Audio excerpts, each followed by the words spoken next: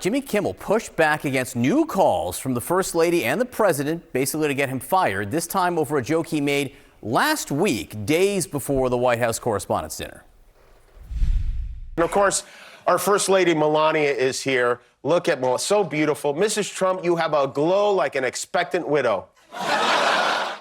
Again, that was days before the incident Saturday night, the attempted shooting there. But now the First Lady says his words, Jimmy Kimmel's words, are corrosive and that they deepen the political sickness within the country.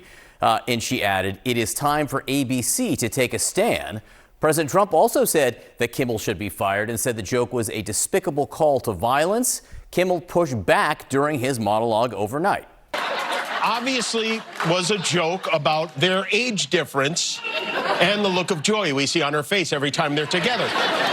It was a very light roast joke about the fact that he's almost 80 and she's younger than I am. It was not, by any stretch of the definition, a call to assassination, and they know that. I've been very vocal for many years speaking out against gun violence in particular, but I understand that the First Lady had a stressful experience over the weekend, and probably every weekend is pretty stressful in that house. And also, I agree that hateful and violent rhetoric is something we should reject.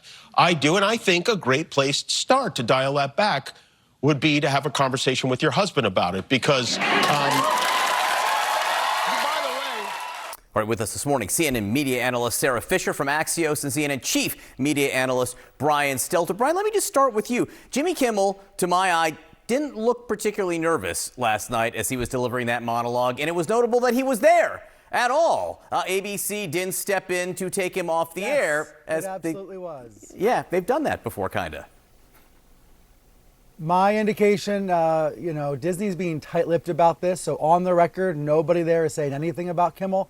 But my sense, talking with sources, making calls overnight, is that Disney is absolutely standing by Kimmel. And you can see that because he was on everyone's television sets last night. But more importantly, behind the scenes, there have also been signals to Kimmel and to his team that the company is with him, that the company is not wavering, that the company is not going to try to knuckle or maybe cower in the face of Trump's pressure. And that is, of course, notable because of last fall, because of Kimmelgate last fall, when he was yanked from the airwaves. The reason he was yanked from the airways back then was in part due to local stations with cozy ties to the Trump administration that yanked Kimmel's show locally. The big difference in this case, John, is that those station group owners, Nexstar and Sinclair, they haven't done a thing. They haven't said a word. I think they learned last time that it was a mistake to pull Kimmel, and so they're not doing it this time. So we're seeing a big difference in the power dynamics here. Frankly, John, Kimmel has all the power this time.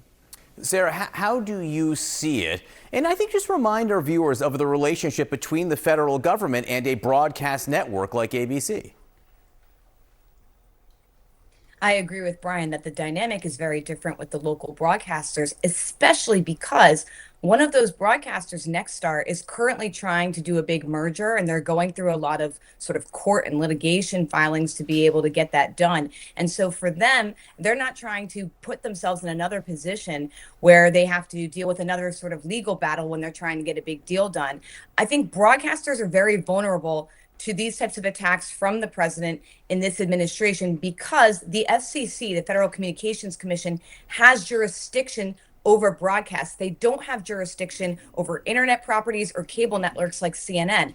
And so for ABC, which is just one subsidiary in this broader ecosystem that is owned by Disney, they make their parent company more vulnerable to any sort of deals being stopped or probed or evaluated simply by existing as a broadcaster. That's why, John, you saw ABC and CBS settle lawsuits with the president, but not print publications, which aren't regulated as closely by the federal government, like the New York Times, the Wall Street Journal. I want to bring in CNN political analyst Michael Singleton and Sochi Hinojosa. I'm glad to have both of you here. All right, look, you know full well that this was asked by the president and the first lady. They were offended by what he said.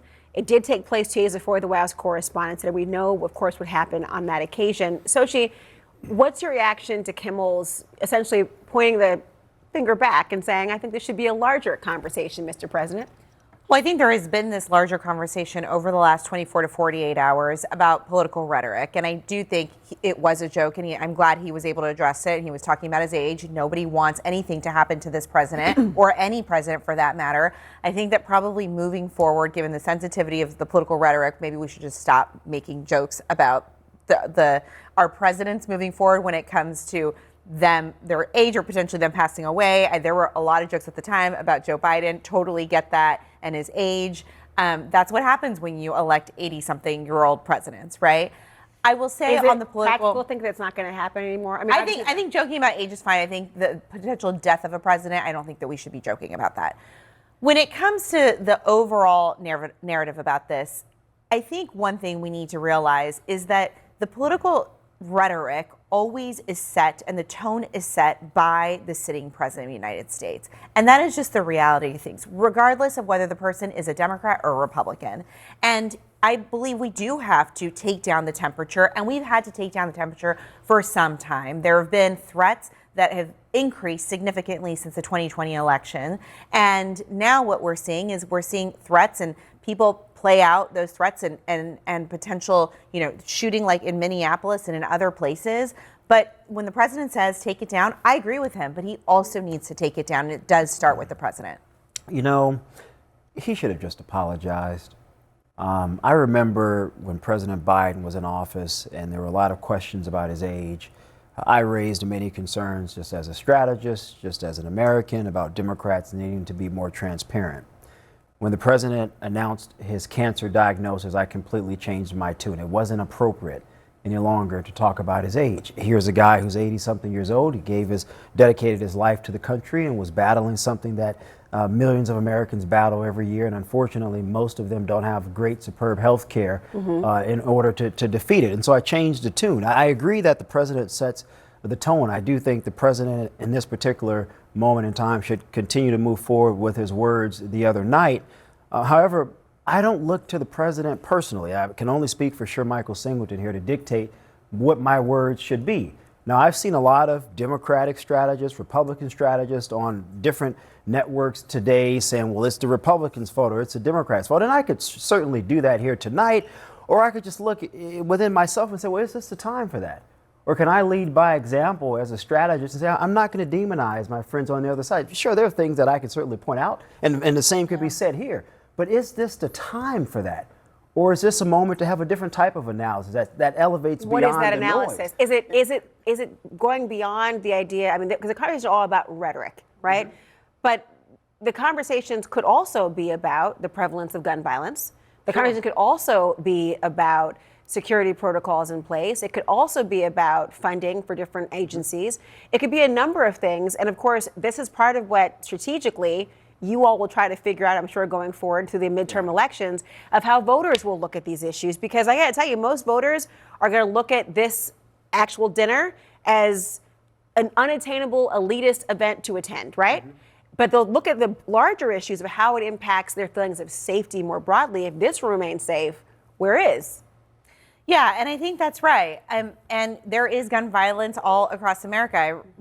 I bought my daughter light-up shoes, and a mom came up to me and said, you probably shouldn't do that for a little girl who's going to enter kindergarten because that is unsafe in case there is an active shooter in her school. I hadn't thought about that, but those are the precautions that parents take now when they are trying to send their kids to school. And to be clear, this is not a mass shooting event. This is not correct. That's not what I'm trying to infer here. However, the conversations that are happening in people's homes are less, I think, about maybe just rhetoric and more for the reasons you're talking about, that you don't set the tone based on the president and what you're saying, and more about larger issues of the political apparatuses. Yeah. And I want to talk about how it wasn't a mass shooting. If that shooter would have been there about 30 minutes earlier, that would have been a mass shooting. People in that area are crowded. It would have been very hard for the Secret Service to actually shoot and take the guy down without hurting anybody else. Then you don't know who's not with him. And you know, exactly. And that, his intention seemed to be, yes, it was the cabinet, but also to cause harm to a lot of people. And the timing was critical. The fact that he waited so long and the fact that he was delayed, it could have been a terrible disaster for very many people. So why are there so many conspiracy theories that abound right now? Because as you know, we're often in this reality that we're in, we're often battling not just the acquisition of information, but confronting conspiracy theories who will look at what's unfolding and say, this is something else.